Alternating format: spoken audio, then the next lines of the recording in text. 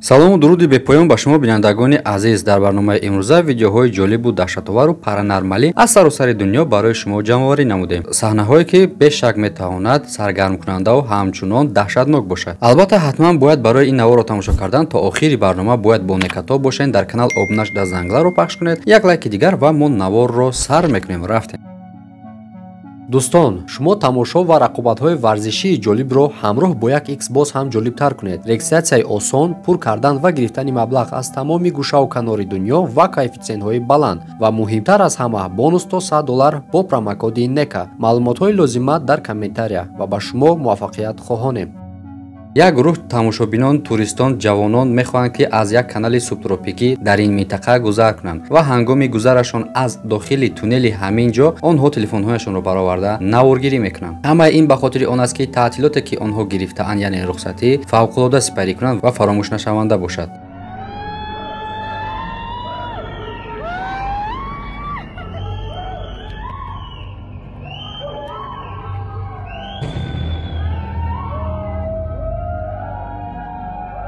албатта автори видео як духтаре аз мобайни онҳо мебошад. ҳангоме ки дохили туннел мешаванд, телефонашро бароварда ба сабт кардан сар мекунанд. онҳо на танҳо дохил шуданро бар ин туннел наворгирӣ мекунанд, балки баромаданашонро низ бо садоҳои баланд ва ғучғир, хай ба лаҳҷави бигем мебароянд, сиёмка мекунанд. онҳо на танҳо дохил шуданашон ба туннел, балки баромадашонро низ сабти камера карданд. ин духтар ҳангоме ки пас аз таҳтил ба хонаашон мераванд, наворашонро тамошо мекунанд. дар зери об дар наздикии худашон як ҷасадеро мебинанд ки онҳоро шокӣ мекунад. аниқ ҷасад гуфтан наметавонем, балки як ҷисмеро дид ки албатта одам дар назари аввал онро дида наметавонад то вақте ки наворро такрор ба такрор тамошо накунӣ. ба хотири ин ҷисме ки он дар дохили об медид, видеоашро дар Facebook нашр кард ва аз обначиҳояш пурсон шуд ки оё онҳо ин ҷисмро мушоҳида карданд ва ба фикри онҳо чӣ ҳастин. ва ҳангоми тамошо кардан одамҳо ба якчанд гурӯҳ тақсим шуданд. гурӯҳи аввал гуфтанд ки ин як рӯҳе ҳаст, гурӯҳи дуюм гуфтанд ки ҷасаде ҳаст ки шояд дар об ғарқ шуда бошад ё ин ки ӯро ғарқ карда бошанд. севими ин ки ин ягон навори паранормалӣ, яъне ҷинҳо мебошад. боз пайдо шуданд одамое ки гуфтанд ки ин русалка, яъне парии дарёӣ аст. мушкили асосӣ дар ин видео дар он аст ки ин ҷисме ки мо мушоҳида кардем дар навор, о кӯшиш мекунад худро ба қоиқ наздик мекунад ва дар зери қоиқ нопадид мешавад. албатта ин навор одамро ба даҳшат меорад. ҳамин тавр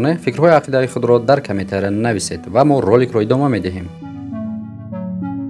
видеои тарсноку даҳшатовари навбатӣ дар соли 2008 мелодӣ ба сабт расидааст. аммо аз кадом сабабҳо бошад ки ба тозагӣ, яъне ба нав дар интернет нашр шудааст. як ҷавон телефонашро бардошта, ҳангоме ки аз кӯчаҳои Лондон гашту гузор мекард, ҳангоми аз пеши церкв, яъне калисошон мегузашт, ҳамон вақт калисо занг мезанад, яъне зангула дорад. шумо медонед ки церквода зангула ҳаст. ҳамон вақт аз сабаби ки бениҳоят баланд зангула мезад, ӯ телефонашро бароварда ба наворгирӣ шурӯъ мекунад ва аз чӣ сабаб бошад ки каме баъд ӯ самти ҳаракаташро бо ин кӯчаҳои танг ба тарафи фурӯшгоҳи калони ҳамин шаҳр пеш мегирад ва ҳамон ҷо ҳаракат кардан мегирад. аммо навори моро чӣ даҳшатнок мекунад, мепурсед шумо? вақте ки ӯ ба ин кӯча медарояд, аз тирезаи ҳамин хонаи баландошинае ки шумо мебинед, як кӯдаки тарсноке бо рӯи сафеди хокистарангу бо чашмони сиёҳ ба ӯ назар мекунад. кӯдак ҳангоме ки мутаваҷҷеҳ мешавад ки ҷавон ӯро наворгирӣ дорад, пас аз он худро нопадид мекунад аз назари ҳамин объективи камераи ӯ. дӯстон, ба фикри шумо ин чӣ буда метавонад? монтажи профессионал ё ин ки ягон ҳаюлае ки дар ҳақиқат дар камера афтида буд?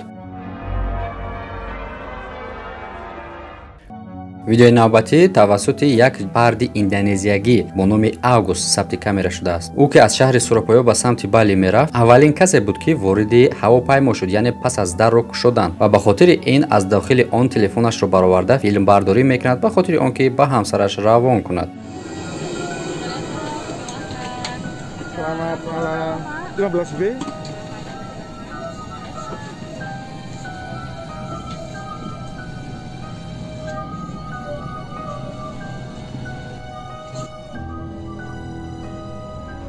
яъне ин шодиашро бо ҳамсараш тақсим кунад. ҳангоме ки дохили ҳавопаймо мешавад, дар ин навор мо мутаваҷҷиҳи чизе мешавем ки ё ки касе мешавем ки дар тан либоси сиёҳ дорад ва пас аз якчанд вақт ӯ худро дар пушти ҳамин курсиҳо пинҳон мекунад. даҳшатоваркунандаи навори мо ин аст ки замоне ки мард аз наздикии ҳамон курсие ки ӯ дар он ҷо нопадид шуда буд гузар мекунад, касе ва ё чизеро дигар мушоҳида намекунад. пас ӯ чӣ буд ба гуфти шумо? ин видео дар фазои маҷозӣ миллионҳо тамошобин дорад ва бисёре аз ин тамошобинон гуфтанд ки, яъне ба он бовар буданд ки ки август дар ҳақиқат ҷини ҳақиқиро сабти камера кардааст. хуб дӯстон азиз, ба фикру ақидаи тамошобинони ин навор шумо чӣ гуфтанӣ ҳастед? автори видео бошад, яъне ҳамин мард, ӯ ягон чизе илова кардагӣ нест, яъне намедонад ки ӯ чист, ё ин ки дар ҳақиқат ҳамин одам дар он ҷо буд дар навори ӯ, ё ин ки не. ҳастанд одамоне ки дар дунё ҳамин гуна наворҳои безарарро гирифта тағйирот дода, яъне ҳар гуна ҷисмҳоро дар он ҷо монда. пас ба монанди ҳамин видео ки шумо мебинед паронормалӣ гуфта дар фазои интернет пахш мекунад. ин навор аз ҳамон категорияи наворҳо буда метавонад, ё ин ки дар ҳақиқат ҷин аст. ва гуфти шумо дар ҳақиқат кадоме аз ин вариантҳо ба рост наздик аст? комментария дар ихтиёри шумост ва мо роликро идома медиҳем.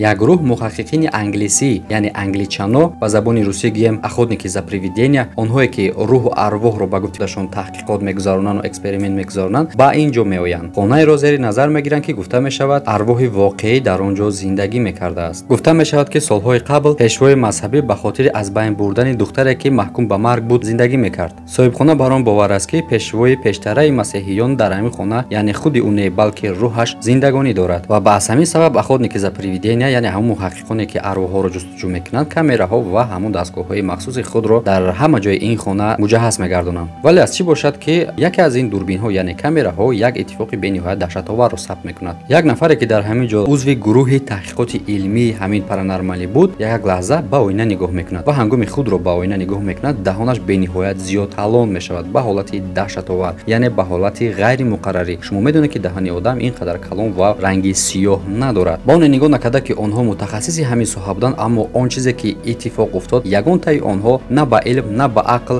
фаҳмонда натавонистанд. хулосаи ман дар ин бора ин аст ки дар ин ҷо ягон намуд арвоҳ зиста наметавонад, аз сабабе ки мо медонем ки арвоҳҳо дар рӯи замин нестанд. дуюм ки агар чизе ҳам бошад, ин ҷин буда метавонад. ва дар ин ҳолат мо аз як кас шубҳа мекунем, аз худи ҳамин зане ки ба оина нигоҳ мекунад. ба ҷин аз ҳама зиёдтар худи ӯ монанд аст. ба фикри ман агар розӣ бошед, дар комментария нависед. тамошобинони азиз, дар ҳамин ҷо мо наворро ба охир мерасонем. ба шумо писанд намода шуд, дастгирӣ кунед, бо лайкотон обуна шавед то видеоҳои оянда дар паноҳи аллоҳ бошем. хайр.